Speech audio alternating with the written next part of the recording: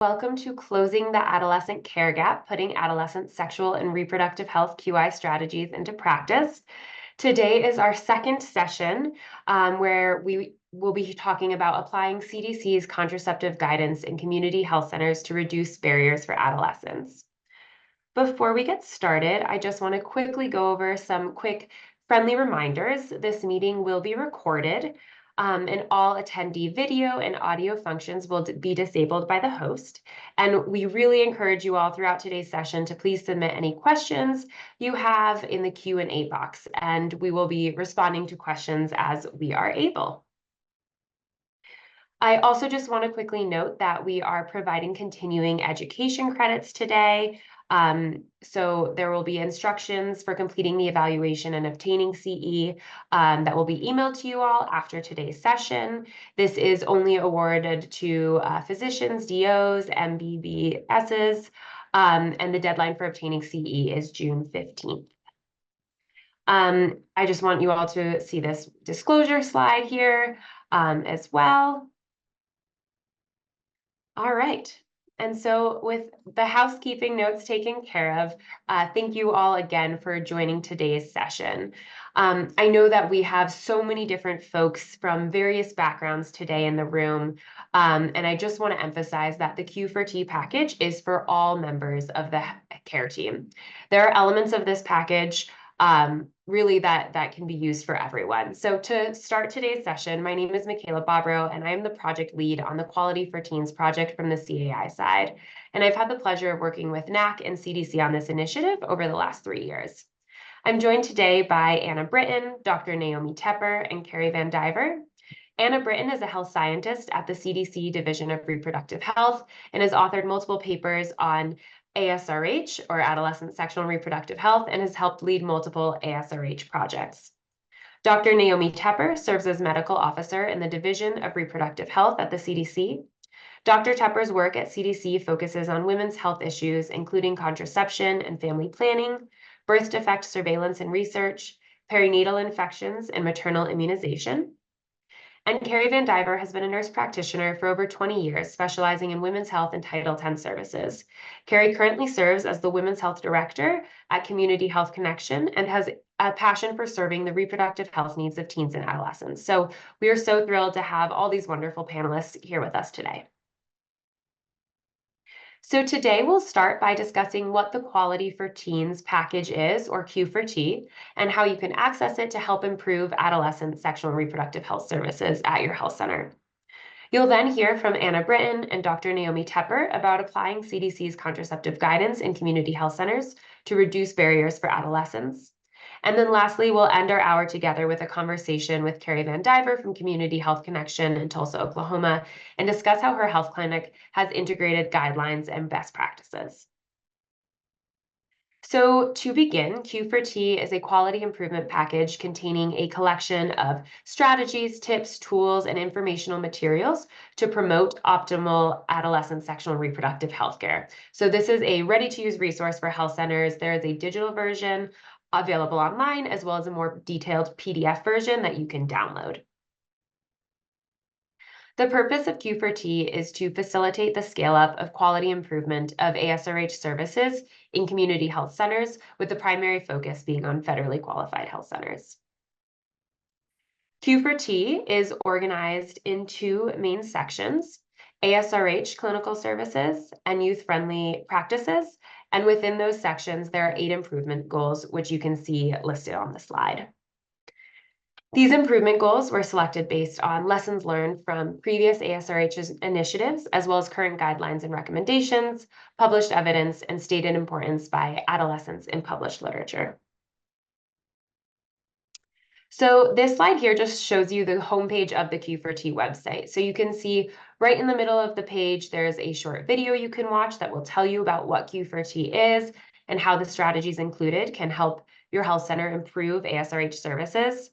Right above that video, you can see there's a drop-down bar and it says ASRH improvement goals, strategies, and tips for health centers.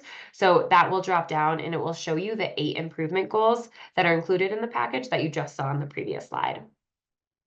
On the top bar, you can see there's an organizational readiness section, a needs assessment section, an improvement goal section, and then a section for supplemental tools and resources. So the organizational readiness section can help health centers better understand both how to use Q4T and understand if they're ready to use it. So this section includes information on securing leadership support, identifying a clinical champion, identifying an improvement team, selecting QI frameworks and techniques, and identifying performance measures to track progress and planning for and aligning new workflows with your EHR. There's also a needs assessment that was created and tailored for Q4T and can help health centers identify which goal or goals their improvement team would like to focus on. There's also a link to an interactive action planning tool, which provides space to track progress toward selected improvement goals.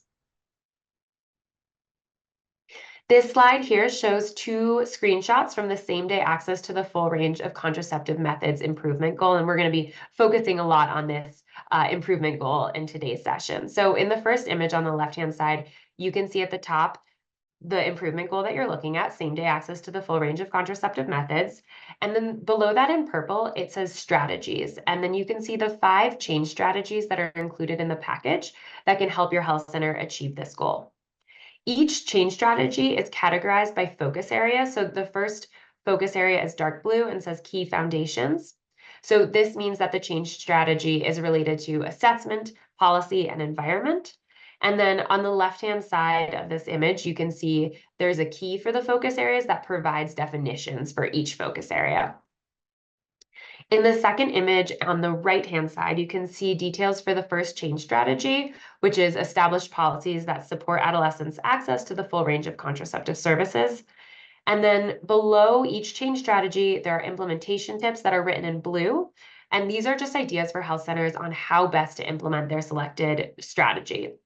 And then below those tips, you'll see the tools and resources that correspond with each change strategy. So here are just 2 additional screenshots of 2 more change strategies from this improvement goal, where you can see those implementation tips and then again, the associated tools and resources. Excuse me.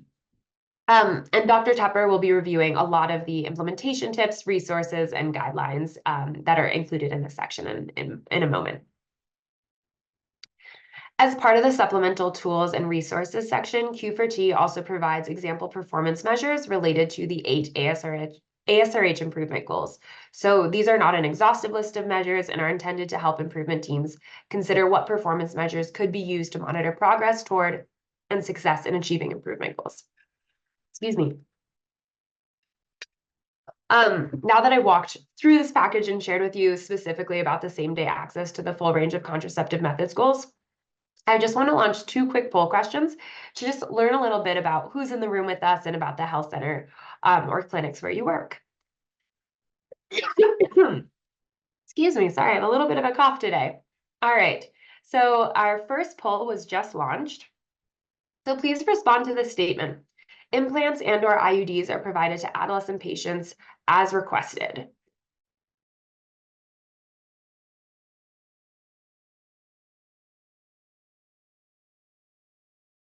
All right, I'm seeing a lot of responses coming in.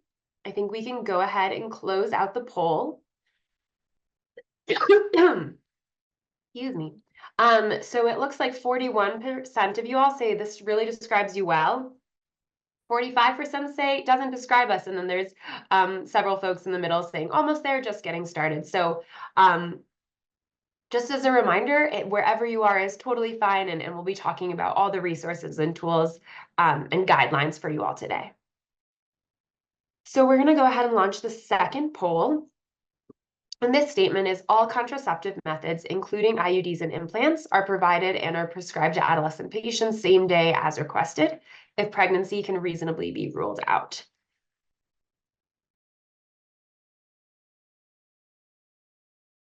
So again, I'll give you a couple more seconds to respond. All right, I think we're getting a lot of responses and we can go ahead and close this out. So again, it looks like there's a range. 38% saying describes you well, 17% saying almost there, 4% just getting started, 40% saying this doesn't describe us.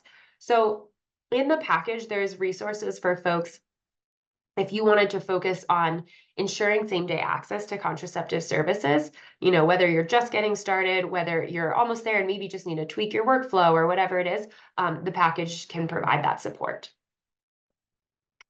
So with that, I want to pass it over to Anna Brittain now to share with us next. And all right, I'm going to quickly stop sharing my screen. Thanks so much, Mikayla. Let me share my screen.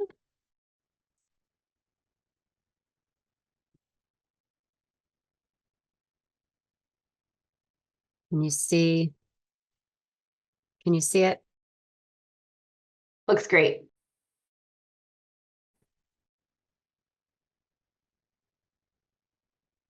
Mikayla. Yeah, okay, great. Awesome. Okay, thumbs up. Great.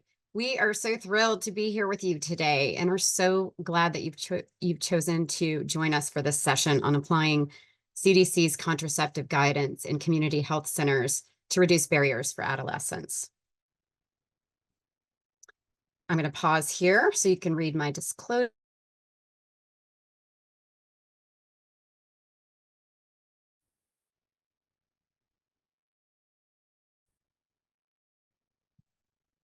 So by the end of this session, participants should be able to describe recent adolescent sexual and reproductive health related data and discuss the importance of adolescent sexual and reproductive health care.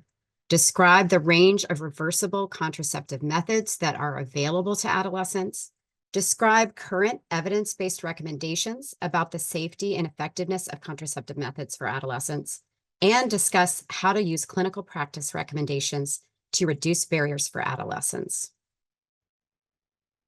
So let's look at some key adolescent sexual and reproductive health data, or ASRH data, for the United States. So we wanted to start with a poll. We'd love to hear from you. What do you think is the percent of high school students who report ever having had sex? We'll pause for a minute so you all can fill out your answer.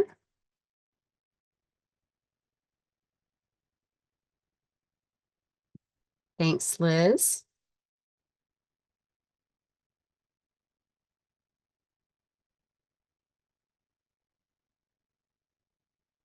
Okay, excellent. So we've got a range of answers. Okay, good. So let's look at the data.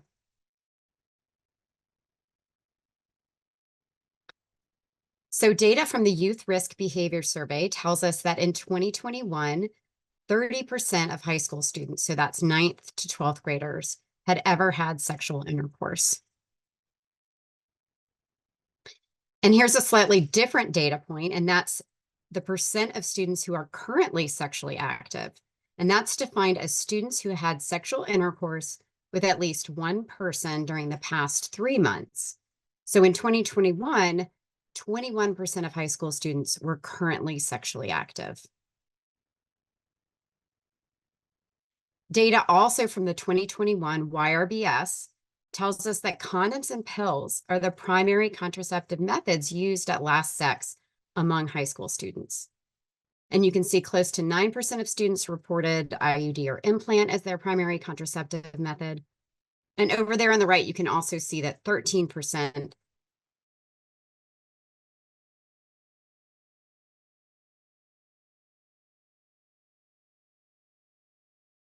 that's the use of condoms in conjunction with hormonal contraception or an IUD. So in 2021,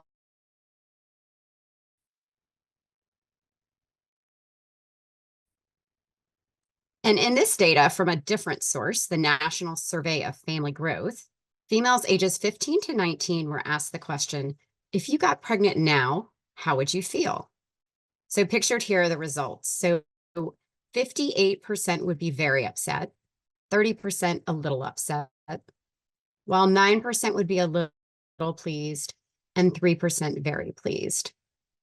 So to some, about 88% would be upset to some degree if they got pregnant now. And this graph looks at teen birth data. So while teen birth rates have been declining, the US has the highest teen birth rates among high-income countries, and disparities persist, as you can see here, among different racial and ethnic groups. There are also geographic disparities in the US, as you can see here, and many of the states with the highest teen birth rates are clustered in the Southeast and Southwest. It's also important to note that there are also more granular levels of geographic disparities. So even states with lower overall teen birth rates may have counties or neighborhoods or zip codes with much higher teen birth rates.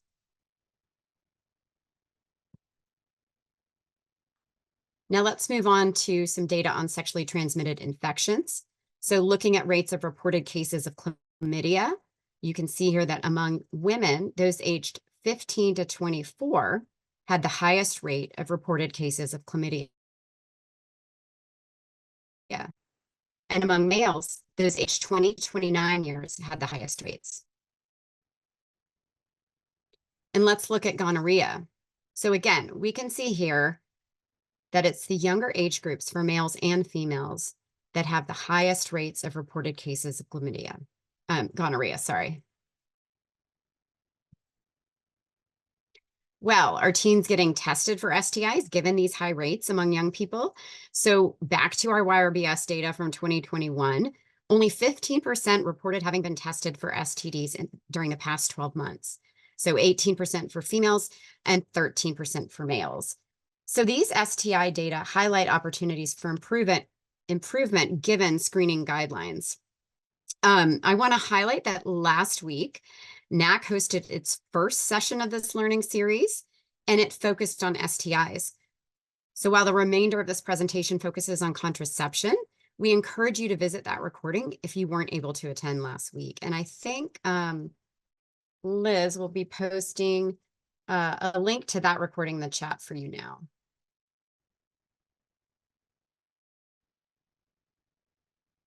So why is adolescent sexual and reproductive health care important? Well, we've seen, right? 30% of high school students have ever had sex, and over 20% are sexually active. Rates of teen births are declining, but racial, ethnic, and geographic disparities persist. And this may indicate inequitable access to quality services. Almost half of all new STI cases are among adolescents and young adults. And consequences can be long-term, such as infertility. We also know that access to equitable, high-quality ASRH services plays an important role in supporting the health and well-being of adolescents more generally. And in addition, quality ASRH care can lay a foundation for health and well-being into adulthood. But despite ASRH practice recommendations from organizations such as the CDC and the American Academy of Pediatrics, gaps in implementation persist. So I won't read this whole slide, but this is an important report from the American Academy of Pediatrics.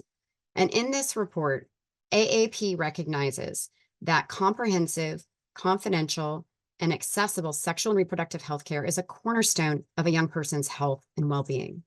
And it says that enabling young people to make informed and autonomous decisions about their sexuality and reproductive health is critical for fulfilling their human rights and enables self-management of care.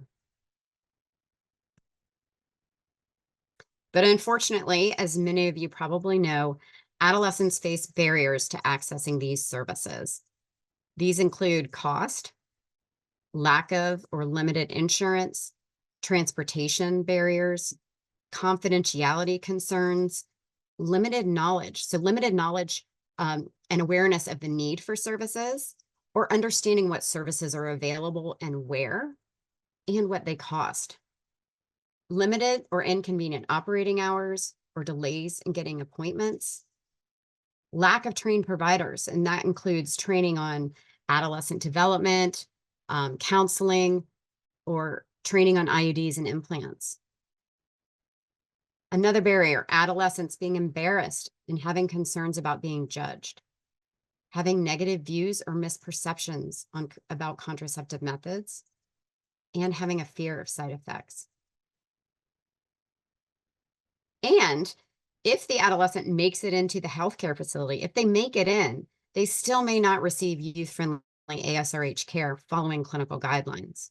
So fewer than 1/3 of adolescents reported discussions on sexuality topics other than puberty at their last preventive visit. Many health centers do not offer a wide range of contraceptive methods. And we saw that only 18% of sexually active high school female students reported testing for an STI in the past year, despite screening guidelines. And in terms of youth-friendly services, less than half of adolescents aged 15 to 17 receive time alone with their provider at their most recent preventive visit, which is really important for confidentiality.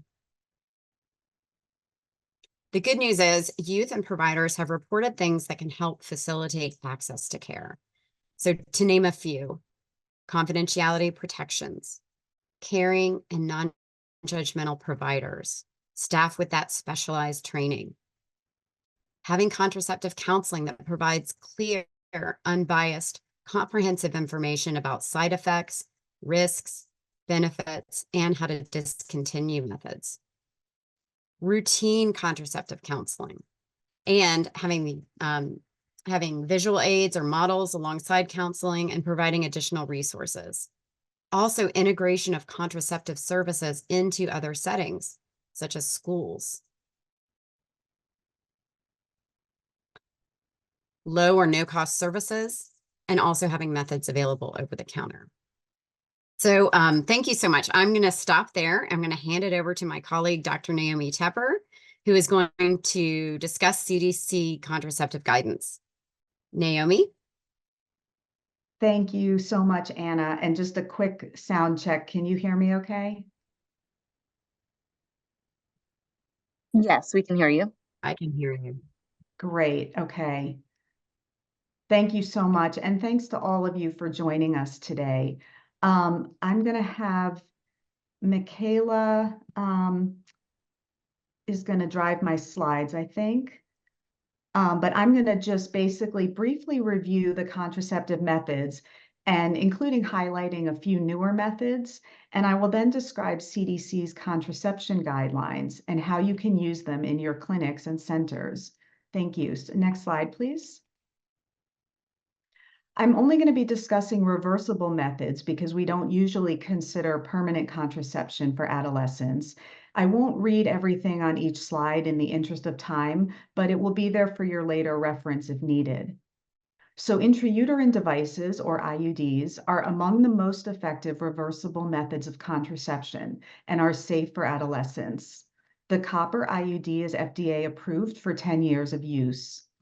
The typical use failure rate is the percent that will become pregnant in the first year of typical use, which may be different than with perfect use. So for copper IUDs, the typical use failure rate is low at less than 1%. This is because no intervention is needed by the user to make the method effective. Next slide, please.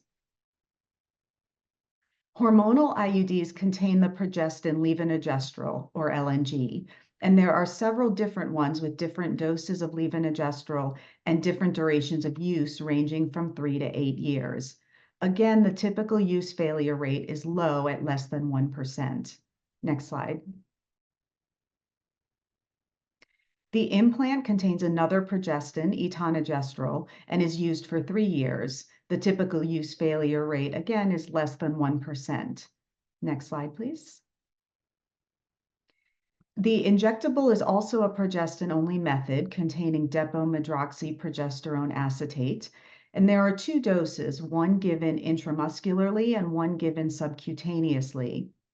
The subcutaneous dosing expands access to contraception because it can be prescribed and the person can self-administer at home. The typical use failure rate is a little higher at 4%. This is largely related to people being late for their dose. Next slide, please. Combined oral contraceptives contain estrogens and progestins, and we're now seeing some newer estrogen types such as estetrol, which may have less effect on the liver and on hemostatic parameters. The typical use failure rate is higher at 7%. This is largely because effectiveness is dependent on daily use and missing pills is common. Next slide, please. Combined hormonal patches also contain estrogen and progestins. A new patch is applied each week for 3 weeks, and the person can then have a patch-free week if they wish in order to have a withdrawal bleed. Patches have similar typical use failure rates as pills. Next slide, please. Combined vaginal rings also contain estrogen and progestin. A ring is placed for 3 weeks and removed for 1 week if a person wishes to have a withdrawal bleed. A newer ring called Vandiver is actually good for 1 year of use, which decreases the burden of having to get a new ring each month. For pills, patch, and ring that I just mentioned, all can be used without the hormone-free week if the person wishes to avoid bleeding, and this continuous use is safe. Next slide, please. Progestin-only pills are also available. As you are probably aware, O-pill is newly approved for use without a prescription. This formulation has actually been approved for a long time, but just recently the manufacturer applied and FDA approved for it to be over the counter, representing another approach to expanding access. Next slide, please. There are several barrier methods, including condoms, spermicides, diaphragms, and cervical caps. A newer method called FEXI is a vaginal pH modulator. All of these methods do have a higher typical use failure rate because they need to be used with each active intercourse. Next slide. Emergency contraception is used after unprotected intercourse, and effectiveness depends on having access as soon as possible. Copper IUDs can be placed and then can be continued for longer-term contraception. Emergency contraceptive pills come in several formulations and should be taken as soon as possible after unprotected sex. Importantly, giving an advanced supply or prescription for emergency contraceptive pills can ensure that it is available when needed. Next slide. Anna showed this slide earlier on what was the primary contraceptive method used at last sex among high schoolers. Now that we've reviewed the methods, I just wanted to come back to this and highlight a few things. As you see, most adolescents will be using condoms or pills.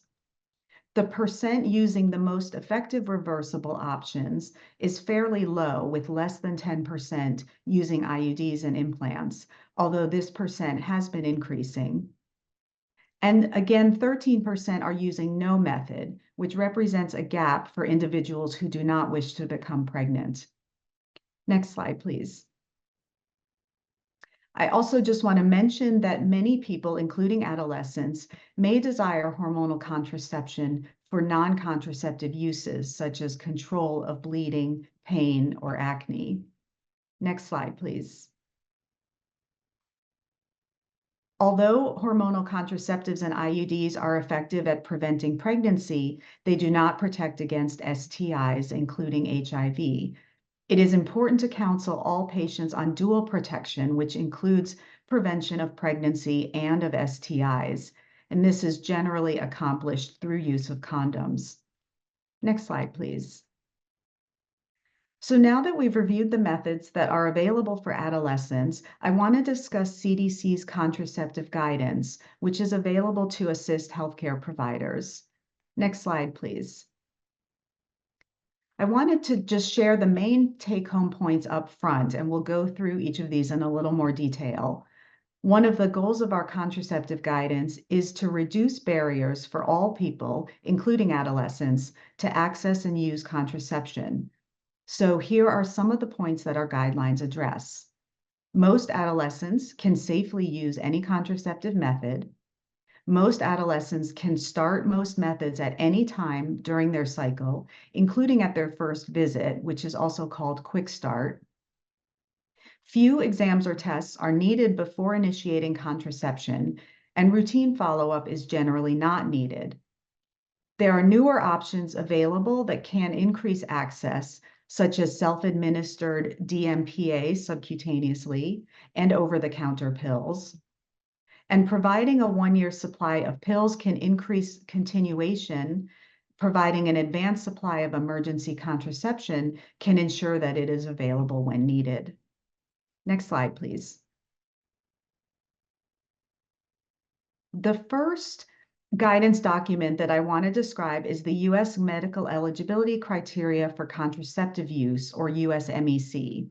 The USMEC provides evidence-based recommendations for safe use of contraception among patients with certain characteristics or medical conditions, including postpartum, hypertension, diabetes, and many others. Next slide. For each contraceptive method and medical condition, there's a category 1 through 4. So a 1 means there's no restriction for use of that contraceptive method based on safety issues. A 2 means the advantages generally outweigh the risks. A 3 flips the risk-benefit ratio and says that the risks usually outweigh the advantages. And a 4 means there's an unacceptable health risk if a person with that medical condition uses that contraceptive method. The color coding here is intentional in that 1s and 2s are generally green lights, meaning this individual with this medical condition can use the method. 3s and 4s mean this individual generally should consider another method because of safety concerns. Next slide, please. So this shows the USMEC recommendations by age. The cutoffs for younger ages are slightly different by method, but you can see the recommendations by columns from left to right for copper IUDs, levonorgestrel IUDs, implants, DMPA, progestin-only pills, and combined hormonal contraceptives, which are pills, patches, and rings. You can see that all methods are green. They're 1s or 2s for younger people. Next slide, please. And the take home is that most adolescents can safely use any contraceptive method. Next slide, please. We know there are myths about safety of certain methods for adolescents, including concern about IUDs. As you just saw, they are an MEC category 2, meaning generally safe for use. There is a slightly increased risk of IUD expulsion in younger women, which is not a safety concern, but is more related to effectiveness of the method.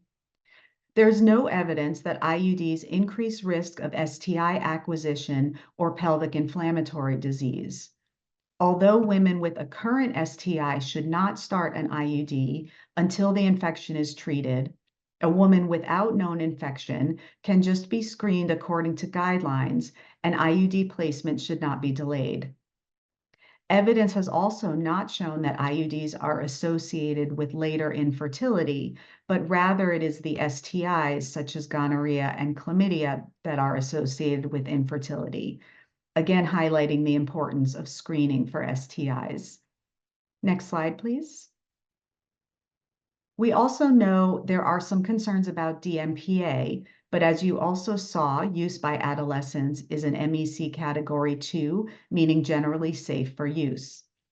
A small amount of bone mineral density is lost while using DMPA, but is regained after discontinuation, and there's no evidence that DMPA is associated with fractures in adolescents. There is some evidence that DMPA can contribute to weight gain in adolescents with obesity, so that should be discussed as part of counseling. Next slide, please. The next guidance document I want to discuss is the U.S. Selected Practice Recommendations for Contraceptive Use, or USSPR. The USSPR provides recommendations for common but sometimes complicated issues in managing contraception, such as when during a person's cycle can a method be started, what exams and tests are recommended before starting, what follow-up is needed, and what if a person has problems during use, such as bleeding irregularities or misses a pill. Where the MEC addresses who can use methods, the SPR addresses how to use methods. Both the MEC and SPR are currently being updated, and we hope they will be released later this summer. However, the majority of what I'm describing today will not change. Next slide, please. Some of the barriers that people face to starting contraception include needing to get a prescription and then fill it at the pharmacy, waiting to start a method until their next menses, and needing to come back for multiple visits to get their desired method. And all of these barriers may be more formidable for adolescents. Starting a method on the same day the person requests contraception, also called quick start, is a good approach to reduce some of these barriers and therefore may reduce the time the person is at risk for pregnancy. Next slide. The USSPR has guidelines for when during a person's cycle a contraceptive method can be started if the provider is reasonably certain the woman is not pregnant, and I'll get to that piece in a few slides. This is a summary table in the SPR, and I know it's too busy to absorb the whole full table, but I just wanted to show you that these summary tables are available. Next slide, please. And the take-home point that I wanted to highlight on this slide is that most adolescents can start most contraceptive methods at any time, including at their first visit. Next slide, please. In terms of how to be reasonably certain a woman is not pregnant before starting contraception, there's a list of criteria which, if she meets one of these, she is not likely to be pregnant. These include situations where a woman has had recent menses, has not had unprotected sex, or was recently pregnant. The point of these criteria is that a routine pregnancy test, which may be another barrier to starting, is generally not necessary. What about a situation where the provider is not certain, or to rephrase, the woman could potentially be pregnant? The USSPR recommends that in those situations, any method except IUDs can still be started with a follow-up pregnancy test in 2 to 4 weeks. Next slide, please. Another barrier that people face is requiring unnecessary exams or tests before starting a method, and these may be particularly problematic for adolescents, such as requiring a pelvic exam or another visit to receive test results. The USSPR provides recommendations for what exams and tests are needed prior to initiation of methods. These are given a letter categorization, with A meaning the exam or test is essential and mandatory before initiation. Next slide. This is a table from the USSPR, which shows in the first column exams or tests that are done as part of routine healthcare maintenance. Again, I know this is a busy slide. Next slide, please. But what I wanted to highlight is that there are very few A's, meaning the exam is required before initiation. The only ones needed are blood pressure before starting combined hormonal contraceptives and a pelvic exam before starting IUDs, diaphragms, or cervical caps. Next slide, please. So the bottom line here is that few exams or tests are needed before initiating contraception. It doesn't mean that these exams and tests aren't important for healthcare maintenance, but are just not needed for starting contraception. Next slide, please. And as a reminder, STI screening is not needed before initiating any method. For IUDs, it should be done according to screening guidelines, but IUD placement should not be delayed. Next slide. Another barrier faced is requiring people to come back for subsequent visits to follow up and check on the method. The USSPR shows recommended follow-up after initiating methods. And next slide, please. The take-home message is routine follow-up is generally not needed. You should just encourage patients to follow up at any time to discuss any problems or concerns with their method. Next slide. I mentioned that missing pills is common and is a main reason for contraceptive failures with use of combined oral contraceptives or pills. This graphic is just to show that the USSPR provides guidance for this common situation in the form of an algorithm, which may be helpful when patients call. Next slide, please. Because having to get a new pill pack every month may be a barrier, a way to reduce this is to provide or prescribe a one-year supply of pills. Studies have found that provision of more pill packs at once is associated with higher continuation, lower cost, and fewer pregnancies.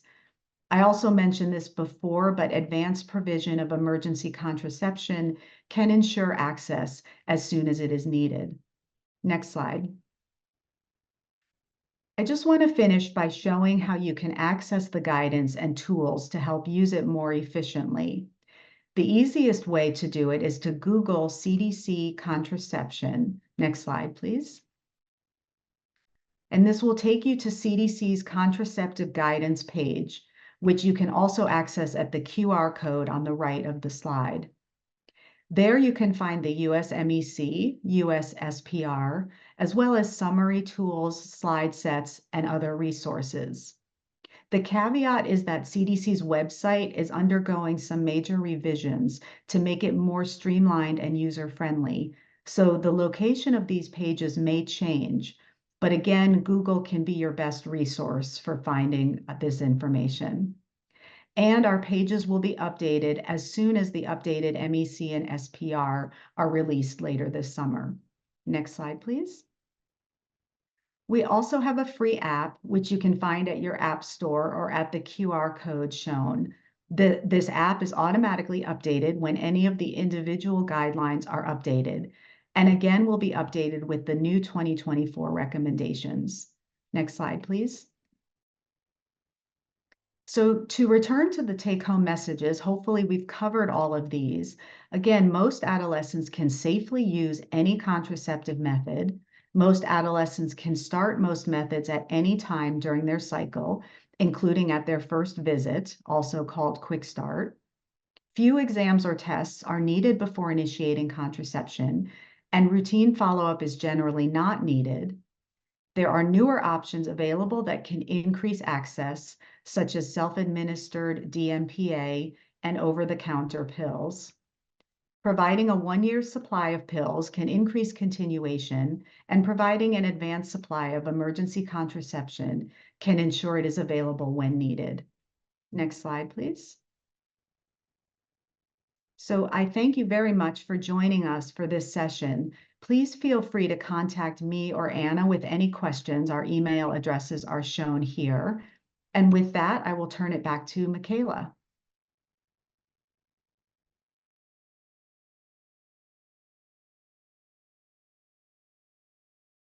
I'm muted. Thank you so much, Dr. Tepper. It's great to hear from you. And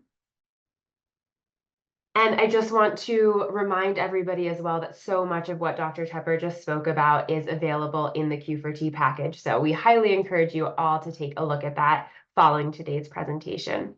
So I now want to move our conversation to talk with Kerri Vandiver, who is a nurse practitioner from Community Health Connection, or CHC. And CHC participated in a 5-month pilot of Q4T in 2022. And while CHC focused on a different improvement goal, the trauma-informed approach integrated into care improvement goal, today we're going to talk to Kerri about CHC's ability to provide the full range of contraceptive methods to the adolescents that they serve. So Kerri, thank you so much for joining us. I would love to just start if you can introduce yourself and tell us about your health center and the communities that you serve. Okay, so I am a women's health nurse practitioner in Tulsa, Oklahoma. I've been at Community Health Connection for almost 4 years. We have 3 locations in the Tulsa area. We're in the process of opening our 4th location. We serve anybody in the community, but our primary patient population is Spanish speaking Hispanic Latinx, about 75% of our patient population prefers a language other than English, almost always Spanish. Over 80% of our clinical staff is bilingual and or bicultural to help with that. Our patient population is majority living below the federal poverty level, and just under half are uninsured. So within our clinic, we provide family medicine services, pediatrics, OBGYN services, and dental services. We are an FQHC, and we do receive Title X funding through the government grant. Thanks so much for sharing that and providing that overview. Can you talk a little bit about, does your health center prescribe and provide the full range of contraceptive methods? And if so, can you share how that was put into place? So the only method that we don't provide is tubal ligations because of really funding issues. Having a provider who has hospital privileges and the wherewithal to have the time to do it. So we do provide all of the reversible methods of birth control within the clinic, and we do vasectomies in-house as well. We are lucky in that we have a pharmacy on site at 2 of our locations. So any method that's dispensed at the pharmacy, we can send to our pharmacy, patients can pick up. The LARCs we provide, we keep in the clinics so they don't have to be ordered when a patient comes in and needs one. That's great. Yeah, that's great that you're able to provide so much to your patients. And I just wanted to share as well that in the Q4T package, we have a lot of best practices and tips regarding stocking of methods, optimizing reimbursement, changing workflows, training staff, et cetera. So definitely please take a look at that if that's something your health center needs. Yeah. So Kerri, does your health center quick start most or all methods provided that you can be reasonably certain the patient isn't pregnant? Yes. We don't quick start vasectomies because they need a consultation. The time is limited. They do a consultation and then come back for surgery. Everything else we have the potential to quick start. IUDs are the sketchiest just because if they've told us they've had unprotected sex in the last 2 weeks, because of state abortion laws, we wait. Well, I take that back. Paragard, the copper IUD, can be used for emergency contraception if their only unprotected sex was within the last 5 days. And so we do that. Otherwise, if they've had other episodes before the last 2 weeks, we'll hold off. And with Mirena or the hormonal IUDs, we hold off. All of the other methods, we quick start just to get patients protected from pregnancy as soon as possible. If they've had unprotected sex within the last 2 weeks before starting any of the other methods, we just suggest that they do a home pregnancy test within the next 3 to 4 weeks. Great, thanks for sharing. And in the package for everyone else as well, there is a quick start algorithm resource for folks to use as well. So I have another question. Dr. Tepper talked about the safety of IUDs for adolescents. Could you share with us a little bit about your experience training staff regarding this topic and any challenges and barriers you've run into in doing this and also how you've overcome them? So the biggest challenge I have run into is providers who've been in practice a lot longer, who buy into the idea that they're not safe for adolescents. Our newer providers learn that they're safe. And so when we have a provider who starts, who's going to be providing contraceptive care within the scope of whatever their specialty is, we train them on IUDs. And we do IUD insertions on anybody, who's reproductive, who wants them, regardless of age. So last month I put a Paragard or a Mirena in a 14-year-old. she was absolutely adamant that that's what she wanted, and that's what she got.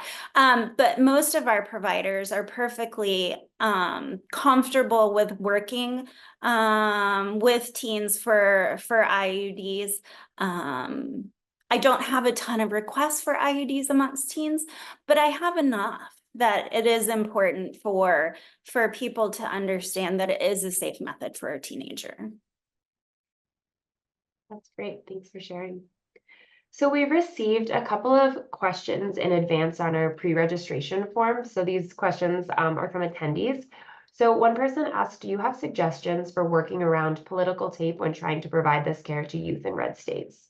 So the biggest thing that helps us is, because Oklahoma is definitely a red state, is we are a Title 10 site, which offers us some protections in being able to see minors without parental consent, being able to offer full options counseling for pregnancy, that we wouldn't necessarily be able to do without being a Title 10 site. So getting access to Title 10 funding is super helpful if possible.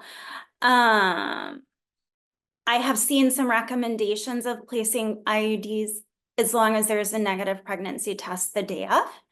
And in the past, I would have done that. With the current laws, it's too risky in our state. So we do, you know, if somebody tells us that they've had unprotected sex, we do have them come back for an IUD.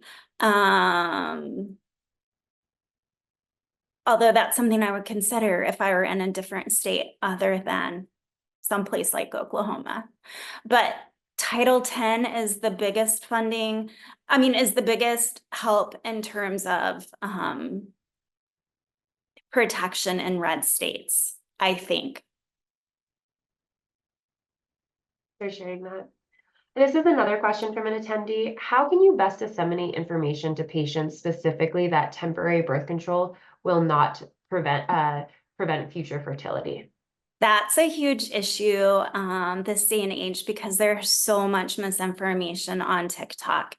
I think primarily TikTok, but probably on all the social media. So our clinic has a pretty active social media presence. I don't know how much that helps. Really, the biggest thing, I get a ton of questions about this from young people, and really taking time to address their specific concerns one-on-one, and then in a non-judgmental way, because a lot of times they're so embarrassed to be asking, and then asking them to pass information to their friends.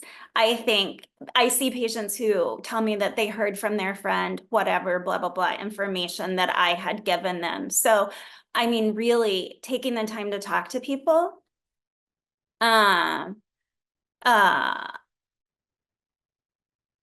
in a non-judgmental way and answer their specific concerns is the most important way to get the information out there, because TikTok is telling them all kinds of other stuff.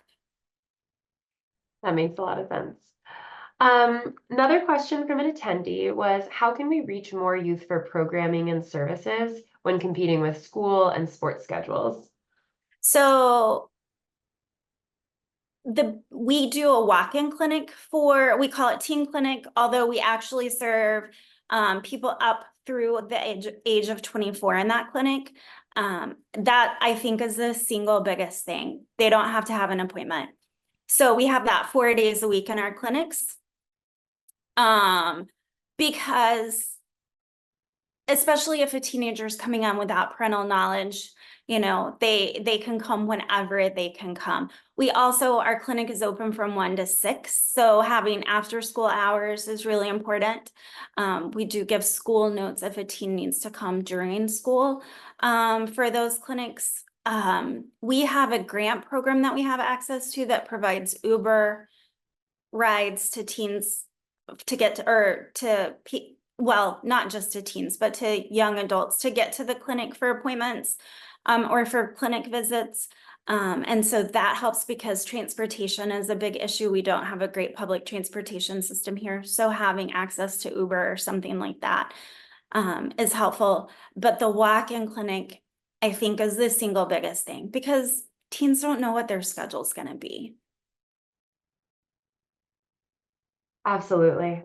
So I have one last question, and then I think we'll have time for 1 or 2 questions in the chat before we close out. But I just wanted to ask you, what are 2 to 3 things that you would recommend to other health centers looking to improve the quality of their adolescent sexual and reproductive health services?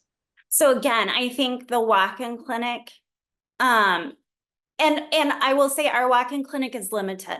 It's limited to birth control, STD testing, and pregnancy testing. So it makes it easier to have a walk-in clinic. Those visits tend to be pretty quick. But having a walk-in clinic, having providers who can really be non-judgmental in the provision of care, even if they don't agree with a teen's decision. Word spreads super quickly if you have judgmental providers.